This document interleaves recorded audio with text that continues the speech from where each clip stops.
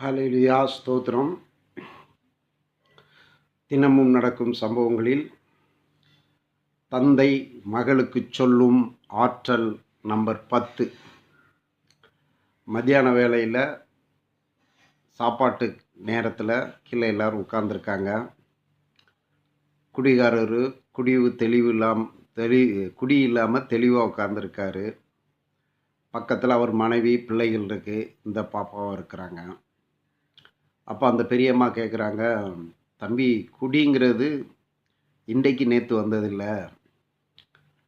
நம்ம ஏழப்பட்ட ஜனங்களில் பார்த்திங்கன்னா கடவுளை நம்பிக்கையின் பொருளாக கும்பிடுமோ தவிர கடவுளுக்குள்ள ஒரு வேதம் இருக்கிறது, அந்த வேதத்தின் பிரகாரம் நம்மளை வழிநடத்தலாங்கிறது தெரியாமல் கும்பிடுவது தான் அனைத்து மதத்திலும் இருக்கிறது. அது இஸ்லாமிய மதமாக இருக்கலாம், இந்து மதமாக இருக்கலாம், கிறிஸ்தவ மதமாக இருக்கலாம், அப்படி இருக்குது. பொதுவாக நம்ம ஏழப்பட்ட ஜனங்க இங்கேருந்து வேளாங்கண்ணிக்கு போகும், மாதா சிலை இருக்கும், ஒரு 10 வாட்டி தொட்டு கும்பிடுவார், இன்னொருத்தர் 20 வாட்டி தொட்டு கும்பிடுவார், பின்னாடி இருக்க ஒரு 30 வாட்டி தொட்டு கும்பிடுவார். ஏன் தொட்டு கும்பிட்றோம் அப்படிங்கிறது அவருக்கும் தெரியாது. அவரு கும்பிட்டாரு, நான் எக்ஸ்ட்ரா கும்பிட்டேன். கொஞ்சம் நேரத்தில் அங்கே போய் பார்த்தா கெட்ட பழக்கத்துக்கு அடிமையாகி உளுந்து கிடப்பாங்க, நடைப்பயணம் போவாங்க. இப்படி எல்லா மதத்துலேயும் எல்லா மார்க்கத்துலேயும் இருக்குது. அது போன்றது தான் மதுபானம். மதுபானம் நம்மளுக்கு ஸ்கூலில் இருந்து கற்றுக் கொடுக்கறதில்ல, நம்ம பெத்த தாய் இதை கற்றுக் கொடுக்கறதில்ல. ஏதாவது ஒரு விதத்தில் நண்பர்கள் மூலமாகவோ நம்ம வளர்கிற சூழ்நிலைகள் மூலமாகவோ நம்மள்கிட்ட வளருது. இந்த அடிமட்ட தட்டில் ஏழை வீட்டில் இருந்தால் நான் வெளியில் இப்போ வேதத்தை வாசிக்கிறேன், படித்தவங்களோட பழகிறேன், நல்லா வாழ்கிறவங்களோட பழகு அவங்க வாழ்க்கைகளை கற்றுக்கிடுறேன்.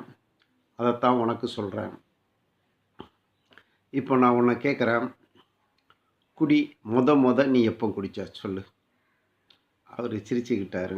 அம்மா, என் கூட பிறந்தவங்க 4 பேர், 3 பேரையும் எங்கள் அப்பா ரொம்ப கண்டிஷனாக வளர்த்தாங்க. நான் மட்டும் கடைசி செல்லப்பிள்ளை, ரொம்ப செல்லமாக அடம் பிடிச்சி வாழ்ந்துக்கிட்டு இருந்தேன்.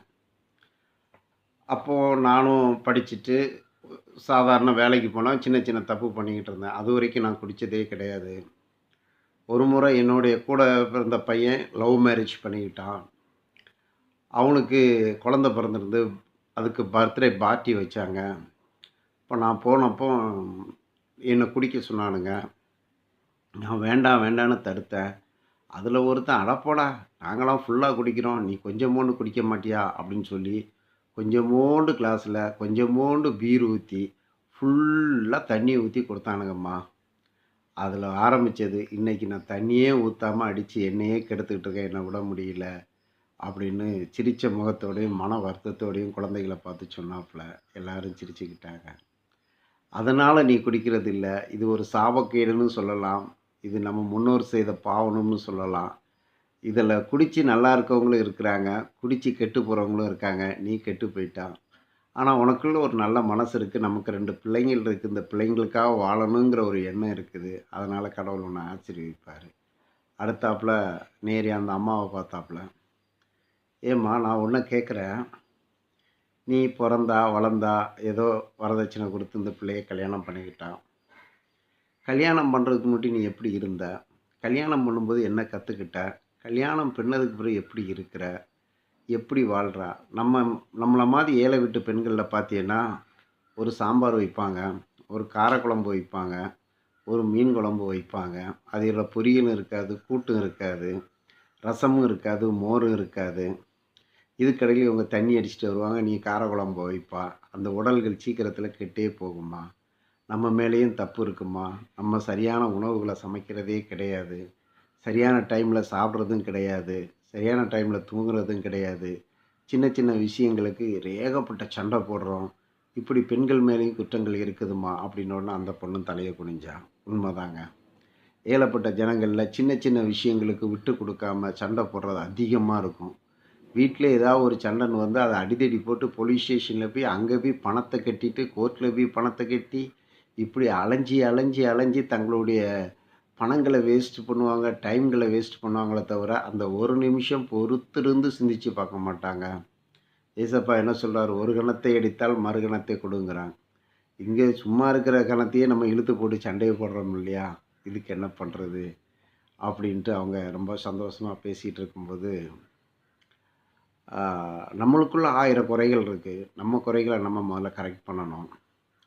இப்போ உனக்கு நான் ஒரு நல்ல காரியம் பண்ணியிருக்கேன். இந்த இருக்கிற ஃப்ளாட்டுக்கு வந்து கேமரா போட்டாங்க. அதனால் செக்யூரிட்டி வேண்டான்னு தான் வச்சுருந்தாங்க. இருந்தாலும் உன் நிலைமைய சொன்னதுனால என் மேலே இருக்க பிரியத்தில் வீட்டுக்கு கொஞ்சம் காசு போட்டு ஒரு நாள் சம்பளம் மாதிரி கொடுத்துருவாங்க. அப்புறம் மிக்க டைமில் நீ வீட்டு வேலைகள் ஏதாவது செய்துக்கிட்டு இங்கேயே நீ தங்கிக்கிடலாம்.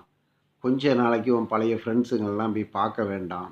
ஏன்னா நீ அங்கே போகிற நேரத்தில் பழைய ஃப்ரெண்ட்ஸுங்க கூப்பிடுவாங்க. உனக்கு அந்த போதையானது இழுத்துக்கிட்டு போயிடும். 2வது இங்கே மேலே டாக்டர்ஸ் இருக்காங்க. இது வந்து கை உடைஞ்சு போன ஒரு வியாதி மாதிரி தான் டாக்டர்ஸுங்களே சொல்கிறாங்க. கை உடைஞ்சா மட்டை வச்சு கட்டலாம். பிறவி குணத்தை ஒன்றும் பண்ண முடியாது. அதே ஜுரம் அடித்தா டாக்டர்கிட்ட போகிற மாதிரி இதுக்கு ட்ரீட்மெண்ட் இருக்குது. இதை பல பேர் ட்ரீட்மெண்ட்டு ப்ராப்பராக எடுக்காதனால வர்ற காரியங்கள். இந்த ட்ரீட்மெண்ட்டோட பெரிய காரியம் நீ பழைய ஃப்ரெண்ட்ஸை பார்க்காம இருக்கணும். பழைய நட்பை தேடாமல் இருக்கணும். இந்த மாத்திரையை போட்டின்னா நல்லா தூக்கம் வரும். அப்போ தூங்கும்போது உனக்கு வேலை செய்யக்கூடாது. அந்த அந்த குறிப்பிட்ட நாள் வரைக்கும் இந்த சம்பளத்தை வச்சு மூவ் பண்ணு. மாத்திரையை கண்டினியூவாக சாப்பிட்டுட்டு இருக்கணும். கோவப்படக்கூடாது. இப்படியே இருந்தால் உன் பிள்ளைங்கள நீ காப்பாற்றலான்னும்போது அவருக்கு ஒரு மனச்சாட்சி உத்துருச்சு. நம்ம இவ்வளோ நாளும் நம்ம அவமானப்பட்டோம். நம்ம 2 பெண் குழந்தைகளுக்காக நம்ம வாழ்ந்தே ஆகணும். இந்த தண்ணி எப்படியாவது விடணும்னு சொல்லி மாத்திரை சாப்பிட ஒத்துக்கிட்டாரு. உடனே மேலே அங்கே ஒரு டாக்டர் இருந்தாங்க. அவங்கக்கிட்ட போனாங்க. அவங்களும் நல்ல சந்தோஷத்தோடு இலவசமாக டேப்லெட்டு, மருந்து, மாத்திரைகள் எல்லாம் கொடுத்துட்டாங்க. இவர் சாப்பிட்டுட்டு அந்த ஃப்ளாட்லேயே தங்க ஆரம்பிச்சிட்டாங்க. அப்போ இந்த பிள்ளைக்கு ஒரு சந்தோஷம். சரி, ஒரு தற்கொலைக்கு போன ஒரு குழந்தைய நம்ம காப்பாற்றி எடுத்துகிட்டு வந்துட்டோம். இவங்களுக்குள்ள ஒரு சந்தோஷமாக இருக்கட்டும் அப்படின்னு இருக்கும்போது,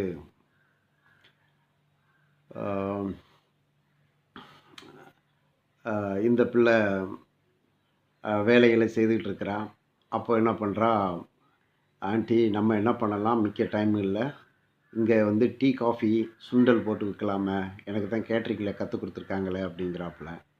சரி, நாங்கள் இருக்கிற ஃப்ளாட்டில் இருக்கவங்களே ஆளுக்கு கொஞ்சம் காசு போட்டு வெளியில் ஒரு ஸ்டால் போட்டு அதில் சுண்டல், பானிபூரி இதெல்லாம் போட்டு விற்க ஆரம்பிக்கிறாங்க.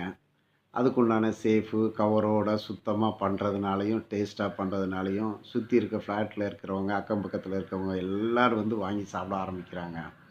அவங்களுக்கு பிஸ்னஸ் பெருகுது. இவரும் குறிப்பிட்ட நாள் வரைக்கும் இருக்கும்போது பழைய ஃப்ரெண்ட்ஸுங்க தேடி வராங்க.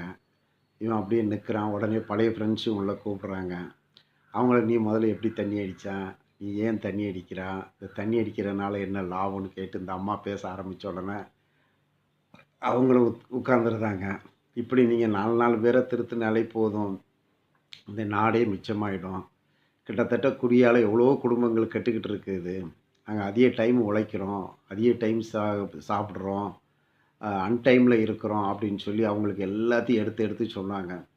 அதாவது ஒரு நாளைக்கு ஒரு 8 மணி நேரம் நீங்கள் உழைச்சிட்டு அந்த மீதி டைமில் நீங்கள் உங்கள் உடம்புக்கு ரெஸ்ட்டு கொடுத்தீங்கன்னா உங்கள் வாழ்க்கை நல்லாயிருக்கும். நீங்கள் 8 மணி நேரங்கிறதுக்கு பதிலாக 12 ஹவர் 14 ஹவர் ஹார்டாக ஒர்க் பண்ணிவிட்டு அதில் அதிக காசை சம்பாதிச்சிட்டு போய் அந்த காசில் தான் நீங்கள் தண்ணியை குடிக்கிறீங்க. இனி வந்து நீங்கள் 6 மணி நேரம் 5 மணி நேரமாக ஒர்க் பண்ணுற மாதிரி பண்ணிக்காங்க. டேப்லெட் எடுங்க, உங்கள் உடம்பை நீங்கள் காப்பாற்றிக்கிடலாம் அப்படின்ட்டு அங்கே டாக்டர் அட்வைஸ், அவங்க ஃப்ரெண்ட்ஸுங்க அட்வைஸ் பண்ணுறாங்க. குடிகார ஃப்ரெண்ட்ஸுங்களாம் அங்கே வந்து ஜாயின்ட் ஆகிடுறாங்க. இவங்களுக்கு நாளடைவில் அப்படியே பிஸ்னஸ் மேலே வந்துக்கிட்டே இருக்குது. ரொம்ப சந்தோஷமாக இருக்குது. அப்போது திடீர்னு கார் வருது. அவங்க பையனுங்க, அம்மா நல்லா இருக்கீங்களா, நான் காரில் வந்து அம்மாவை கூட்டிகிட்டு போயிடலான்னுட்டு. இவங்களுக்கு பிள்ளை காரே வச்சுருந்தாலும் இந்த இடத்துல வந்து ஒரு வேலை செய்கிறதும், இவங்களுக்கு அறிவு சொல்கிறதும், கடவுளுடைய ஊழியத்தை பண்ணுறதும், ஊழியக்காரங்கிற ஒரு தெம்பு. ஊழியக்காரங்கன்னா பல பேரை பார்த்துருப்போம். காரில் வருவாங்க, ஸ்டைலாக இருப்பாங்க, பைபிளை தூக்கிட்டு வருவாங்க, இங்கிலீஷில் பேசுவாங்க. அதுவும் ஊழியம்தான். இந்த அம்மாவோ அடிமட்ட வேர்லேருந்து முளைச்சி வந்ததுனால கீழ்மட்ட ஜனங்கள்லேருந்து அவங்களுக்கு சுவிசேஷம் சொல்கிறதுல ஒரு சந்தோஷம். வேதம் சொல்லுதில்ல, அநேக நீதிமான்கள் ரட்சிக்கப்படுவதை பார்க்கிலும் ஒரு பாவி ரட்சிக்கப்படுவது பரலோகத்தில் மிகுந்த சந்தோஷமாக இருக்குது இல்லையா? ஆமாங்க, பாவி ரட்சிக்கப்படுவது பரலோகத்தில் மிகுந்த சந்தோஷம். தற்கொலைக்கு போன அந்த குடும்பத்தை காப்பாற்றினதில் அந்த அம்மாவுக்கு ஒரு சந்தோஷம், இந்த பொண்ணுக்கு ஒரு சந்தோஷம். அந்த குடும்பமும் குடியிலிருந்து கொஞ்சம் கொஞ்சமாக ரிலீஃப் ஆகிட்டே வந்துக்கிட்டு இருக்குது. இது பார்ட் 10. அல்லேலூயா, ஆமேன்.